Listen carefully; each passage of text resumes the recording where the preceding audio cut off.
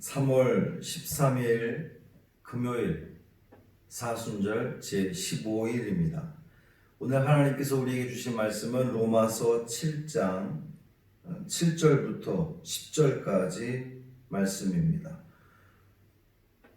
신약성경 248쪽 로마서 7장 7절부터 10절까지 말씀입니다. 함께 봉독합니다. 그런즉 우리가 무슨 말을 하리요? 율법이 죄냐? 그럴 수 없느니라. 율법으로 말미암지 않고는 내가 죄를 알지 못하였으니 곧 율법이 탐내지 말라 하지 아니하였더라면 내가 탐심을 알지 못하였으리라. 그러나 죄가 기회를 타서 계명으로 말미암아 내 속에서 온갖 탐심을 이루었나니 이는 율법이 없으면 죄가 죽은 것임이라. 전에 율법을 깨닫지 못했을 때에는 내가 살았더니 계명의 이름에 죄는 살아나고 나는 죽었도다.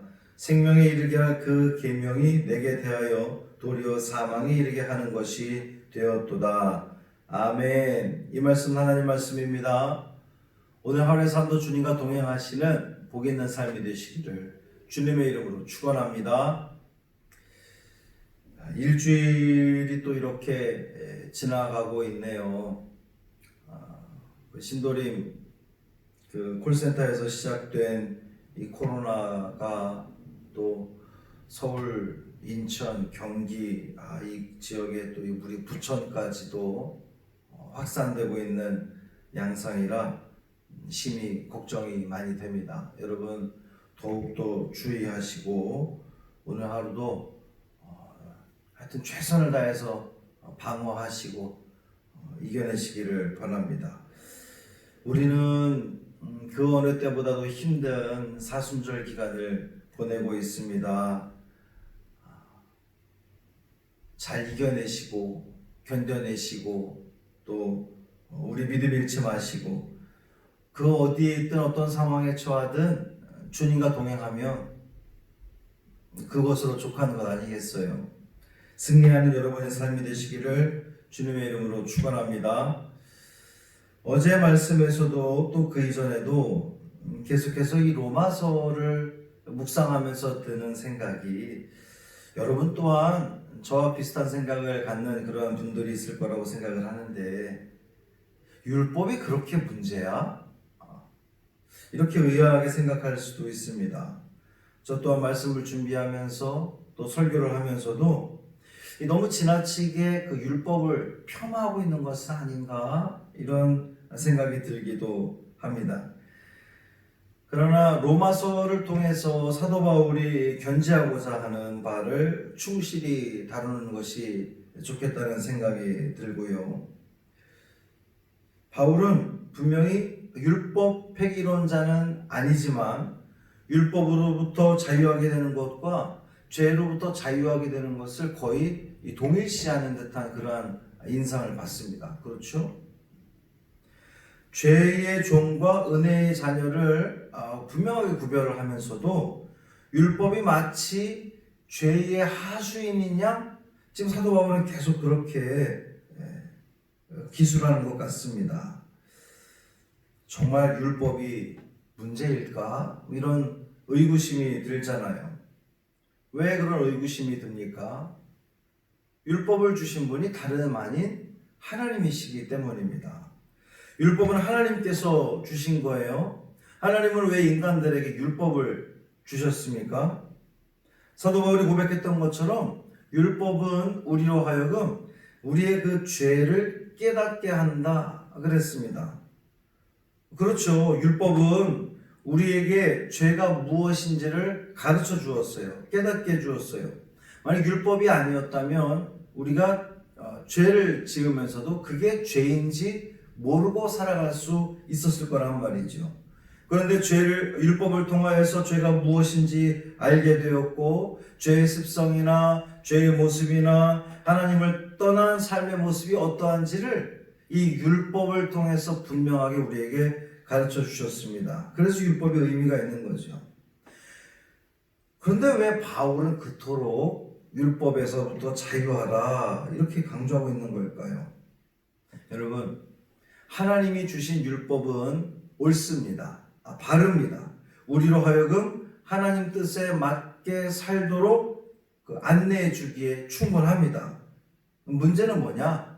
사람이 문제라는 거예요. 인간은 율법을 악용했습니다.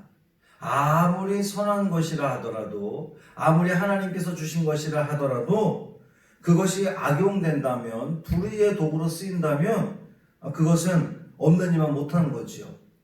마치 신천지라고 하는 그 정말 악의 세력이, 사탄의 세력이 우리하고 똑같은 성경을 보고 또 찬송을 부르고 심지어 기도가 끝날 때 예수님의 이름으로 기도를 하는 이만희를 재림주로 보면서도 지금 그들은 그렇게 하고 있거든요.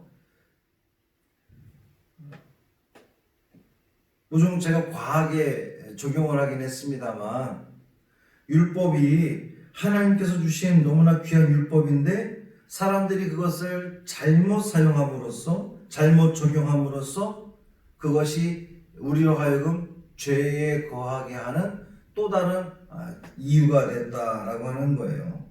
안식일이 사람을 위해서 있다고 예수님께서 말씀하실 정도로 사람으로 하여금 사람을 위해서 하나님을 잘 섬기도록 주어진, 허락된 이 율법이 오히려 사람을 위해 군림하면서 사람을 억누르고 올가매고, 그래서 율법의 노예로 만들어버리는, 하나님이 아닌 율법의 노예로 만들어버리는, 그러다 보니까 애초에 하나님께서 사람들을 사랑하셔서 사람들과 교제하려고 주신 이 율법이 오히려 천덕꾸러기가 되어버린 그러한 상태가 되었다는 겁니다. 그렇다고 해서 율법이 죄냐? 아니라는 거예요. 오늘 7절에서 사도 바울이 분명하게 말하고 있습니다. 율법이 죄라고 할 수는 없다. 율법으로 말미암지 않고는 내가 죄를 깨닫지 못했기 때문이다. 즉 율법이 탐내지 말라고 하지 않았더라면, 그것을 율법을 통해 깨닫지 못했다면 탐심을 갖는 것이 지극히 당연한 인간의 욕구로 생각을 했을 거란 말이죠. 근데 율법을 통해서 탐심이 죄라는 것을 깨닫게 해주셨기 때문에 내가 탐심이 죄다라고 하는 것을 인지하게 되었다는 겁니다. 다시 말하면 율법 자체가 문제가 있는 것이 아니라 사람이 문제라는 거예요. 9절에서 사도 바울은 고백하기를, 전에 율법을 깨닫지 못했을 때에는 내가 살았더니 계명의 이름에 죄는 살아나고 나는 죽었다 고백합니다. 또 10절에서 생명에 이르게 할 그 계명이 내게 대하여 도리어 사망에 이르게 했다 이렇게 고백하고 있습니다. 율법 자체는 선하지만 인간이 악해서 죄를 범하게 된다면 그 율법은 악용될 수밖에 없음을 사도 바울은 강력하게 지금 주장하고 있는 거예요. 사랑하는 성도 여러분, 하나님께서 우리에게 주신 율법은 죄가 아닙니다. 율법이 죄가 아니에요. 그러나 그 율법이 우리를 자유하지 못하게 할 때에, 우리로 하여금 오히려 하나님을 떠나게 할 때에, 하나님의 은총 아래 있음을 모르게 될 때, 무시하게 될 때에 우리는 과감히 나는 율법 아래 있는 것이 아니라 은혜 안에 있습니다 라고 고백할 수 있는 우리가 되기를 바랍니다. 그 은혜로 살아가는 여러분이 되기를 바랍니다. 오늘 하루 살아가는 여러분의 삶 속에 우리는 율법 아래 사는 것이 아니라, 율법에 짓눌려 살아가는 것이 아니라, 율법이 눈치 보며 살아가는 것이 아니라 하나님의 은혜 안에 살고 있음을 기억하시기를 바랍니다. 하나님의 원래 율법을 주실 때의 의도처럼 주의 법도가 우리를 회복시키고 우리를 온전하게 하고 바르게 하고 하나님께로 가까이 가는데 우리를 이끄는 그 주의 법도임을 깨닫고 이 말씀에 기초하여서 말씀 안에 살아가지만 그것이 우리를 짓누르는 것이 아니라 그것으로부터 자유하여서 오직 하나님의 영광을 위해서 우리의 모든 삶들을 기쁨으로, 감사함으로, 수동적인 것이 아니라 아주 적극적으로, 의지적으로 이 하루를 살아내는 저와 여러분의 삶이 되기를 주님의 이름으로 축원합니다. 할렐루야. 살아계신 하나님 고맙습니다. 하나님의 은혜 가운데 어제 하루를 살았고 또 오늘 하루도 말씀으로 시작하게 하시니 감사합니다.